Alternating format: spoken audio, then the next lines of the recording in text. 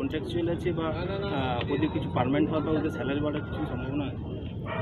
দেখুন, আমাদের যারা কন্ট্রাকচুয়াল যারা কাজ করে তাদেরকে তো মুখ্যমন্ত্রী আপনারা জানেন আমাদের সরকার আসার পরে অনেকগুলো এমনি ছিল, তাদেরকে 60 বছর অবধি তাদেরকে করে দেওয়া হয়েছে।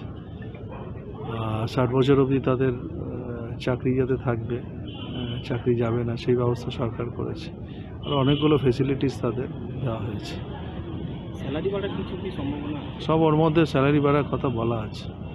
প্রত্যেক সুরক্ষা নিয়ে কি আরো কিছু আমরা পরশুই আমাদের ডিপার্টমেন্টাল মিটিং ছিল, সেখানে বিস্তারিত আলোচনা হয়েছে। আমরা অলরেডি ড্রেসের টাকা আমরা দিয়ে দেওয়া হয়েছে, জুতোর টাকা দিয়ে দেওয়া হয়েছে। আগে আমরা কিনে দিতাম, এখন সব আমরা বলেছি টাকা দিয়ে দিচ্ছে। যেমন পুলিশে হয় তেমনি ফায়ার ব্রিগেডও টাকা দিয়ে দেওয়া হচ্ছে, ওরা কিনে নেবে সব। জেলার মধ্যে পূর্ব মেদিনীপুর জেলার মধ্যে কি নতুন কোনো স্টেশনও আছে? পূর্ব মেদিনীপুরে আমাদের প্রপোজাল আছে, কিন্তু আমাদের পশ্চিমে দুখানা সবং এবং গড়বেতা দুটো ফায়ার স্টেশন আমাদের ইমিডিয়েট চালু হবে।